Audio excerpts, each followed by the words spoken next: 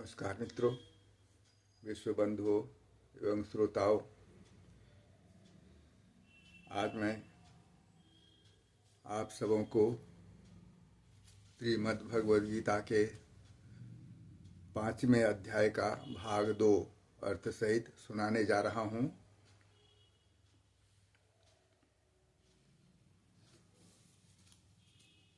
श्लोक 16 से लेकर अंत तक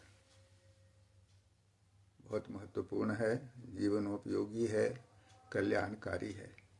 कृपया भगवान का ध्यान करके शांत चित्त से सुनेंगे, विशेष लाभ होगा।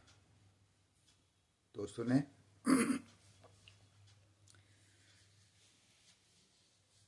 ज्ञानेन तो तद्ज्ञानं येषां नाशितमात्मनः। ज्ञानेन तो तद्ज्ञानं येषां नाशितमात्मनः तेषामादित्यवत् ज्ञानं प्रकाशयति तत्परम्। परंतु जिनका वह अज्ञान परमात्मा के तत्व ज्ञान द्वारा नष्ट कर दिया गया है, जिनका वह अज्ञान परमात्मा के तत्व ज्ञान द्वारा नाश कर दिया गया है, उनका वह ज्ञान सूर्य के सदृश उस सच्चिदानंद घन परमात्मा को प्रकाशित कर देता है। 17वां श्लोक सुने। तद्बुद्धयस्तदात्मानस्तन्निष्ठास्तत्परायणाः गच्छन्त्य पुनरावृत्तिं ज्ञाननिधूर्तकल्मषाः। जिनका मन तद्रूप हो गया है, जिनकी बुद्धि तद्रूप हो रही है और सच्चिदानंद घन परमात्मा में ही जिनकी निरंतर एक ही भाव से स्थिति है, ऐसे तत्परायण पुरुष ज्ञान के द्वारा पाप रहित होकर अपुनरावृत्ति को अर्थात परम गति को प्राप्त होते हैं।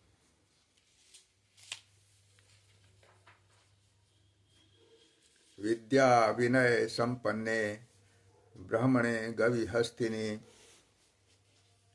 विद्या विनय संपन्ने ब्राह्मणे गविहस्तिनि सुनिचैव स्वपाके च पंडिताः समदर्शिनः।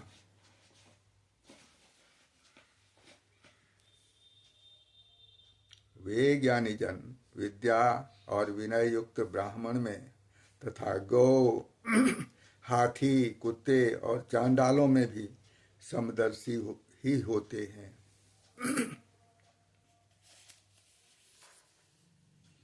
यहैव तैर्जितः सर्गो येषां साम्ये स्थितं मनः निर्दोषं हि समं ब्रह्म तस्माद् ब्रह्मणि ते स्थिताः। जिनका मन समभाव में स्थित है, उनके द्वारा इस जीवित अवस्था में ही संपूर्ण संसार जीत लिया गया है, क्योंकि सच्चिदानंद घन परमात्मा निर्दोष और सम है। इससे वे सच्चिदानंद घन परमात्मा में ही स्थित हैं।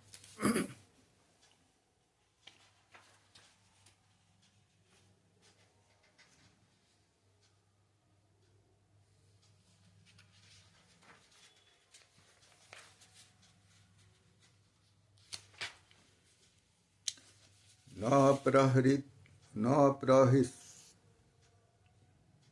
प्रहृष्येत प्रियं प्राप्य नो द्विजेत प्राप्य चाप्रियम्।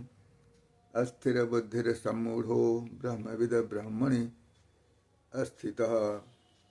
जो पुरुष प्रिय को प्राप्त होकर हर्षित नहीं हो और अप्रिय को प्राप्त होकर उद्विग्न न हो, वह अस्थिर बुद्धि संशय रहित ब्रह्मवेत्ता पुरुष सच्चिदानंद घन परब्रह्म परमात्मा में एक ही भाव से नित्य स्थित है। पुनः इसे कहता हूँ, इस अर्थ को, जो पुरुष प्रिय को प्राप्त होकर हर्षित नहीं हो और अप्रिय को प्राप्त होकर उद्विग्न न हो, वह अस्थिर बुद्धि वाला संशय रहित ब्रह्मवेत्ता पुरुष सच्चिदानंद घन पर ब्रह्म परमात्मा में एक ही भाव से नित्य स्थित है।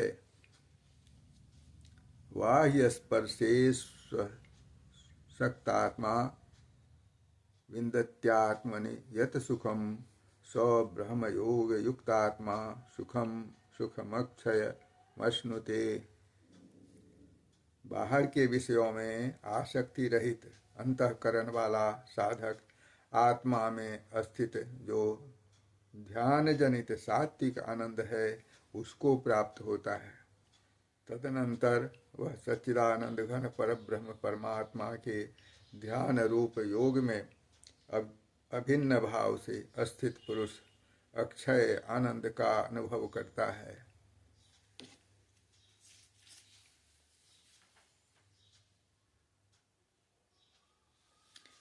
ये ही संस्पर्शजा भोगा दुख योनय एवते आद्यंतवन्तः कौन्तेय न तेषु रमते बुधः। ये 22वां श्लोक है, इसका अर्थ सुने। जो ये नित्य तथा विषयों के संयोग से उत्पन्न होने वाले सब भोग हैं, वे यद्यपि विषयी पुरुषों को सुख रूप भासते हैं तो भी दुख के ही हेतु हैं और आदि अंत वाले अर्थात अनित्य हैं। इसलिए हे अर्जुन, बुद्धिमान विवेकी पुरुष उनमें नहीं रमता।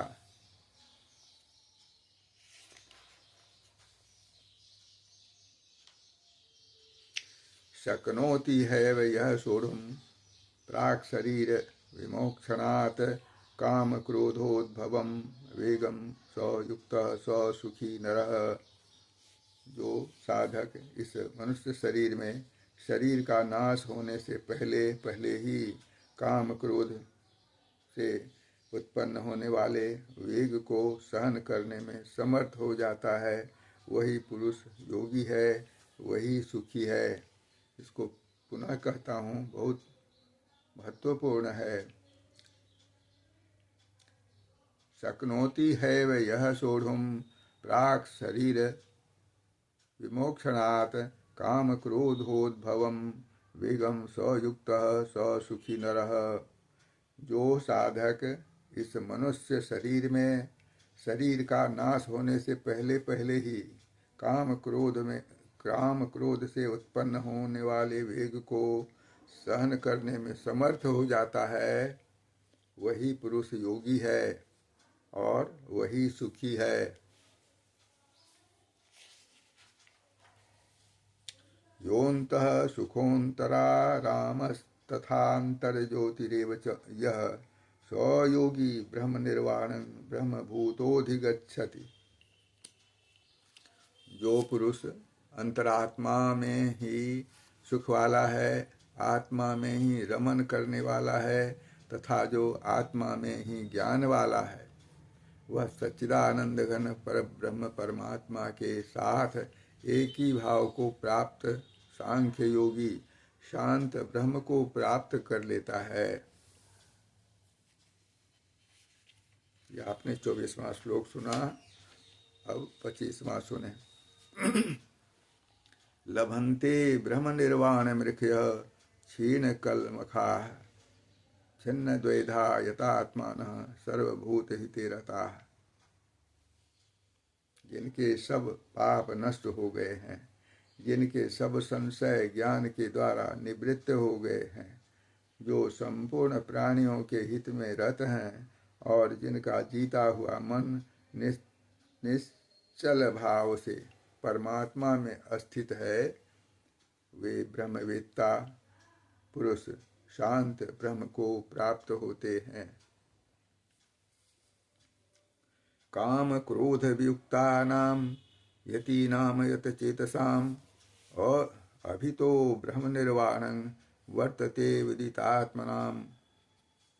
काम क्रोध से रहित जीते हुए चित्त वाले परब्रह्म परमात्मा का साक्षात्कार किए हुए ज्ञानी पुरुषों के लिए सब ओर से शांत परब्रह्म परमात्मा ही परिपूर्ण है।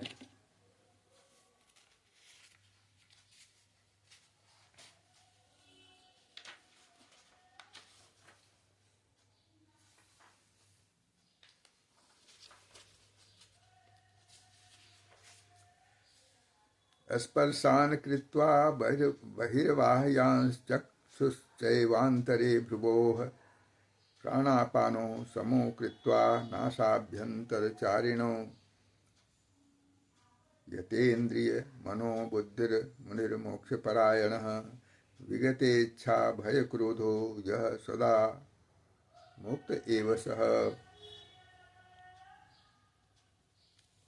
27-28 श्लोक आपने सुना, अर्थ सुनिए। गूढ़ है, ध्यान से सुनने से अवश्य समझ सकेंगे। मन अस्थिर हो तो विशेष लाभ होता है। बाहर के विषय भोगों को न चिंतन करता हुआ बाहर ही निकालकर और नेत्रों की दृष्टि को भ्रिकुटी के बीच में स्थित करके तथा नासिका में विचरने वाले प्राण और अपान वायु को सम करके जिसकी इंद्रियां, मन और बुद्धि जीती हुई हैं, ऐसा जो मोक्ष परायण मुनि इच्छा, भय और क्रोध से रहित हो गया है, वह सदा मुक्त ही है।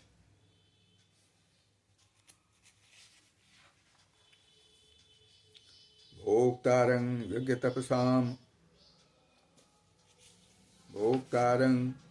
यज्ञतपसां सर्वलोकमहेश्वरं सुहृदं सर्वभूतानां यात्वा मां शान्तिमृच्छति।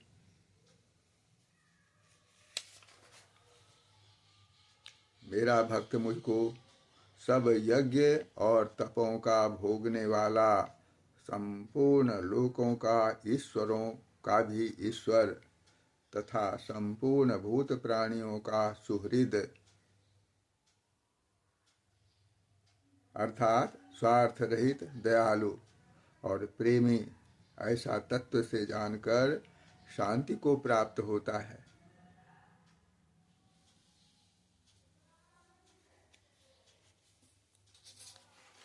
यह अंतिम श्लोक था इस अध्याय का। 5वें अध्याय के भाग 2 को आपने सुना। ओम तत्सदिति श्रीमद्भगवद्गीतासूपनिषत्सु ब्रह्म विद्यायां योगशास्त्रे श्रीकृष्णार्जुन संवादे कर्म संन्यास योगो नाम 5मो अध्यायः। इस प्रकार आपने 5म अध्याय का दूसरा भाग सुना। गीता गंगा च गायत्री सीता सत्या सरस्वती ब्रह्म विद्या ब्रह्मवल्ली त्रिसंध्या मुक्ति गेहिनी अर्धमात्रा चिदानंदा भवग्नि भयनाशिनी वेदत्रयी परानंता तत्वार्थ ज्ञान मंजरी। नमस्कार दोस्तों, कल हम 6ठे अध्याय का श्रीमद् भगवद गीता के 6ठम अध्याय का पाठ करेंगे। आप सुनेंगे, लाभान्वित होंगे। नमस्कार, पुनः पुनः नमस्कार आपको।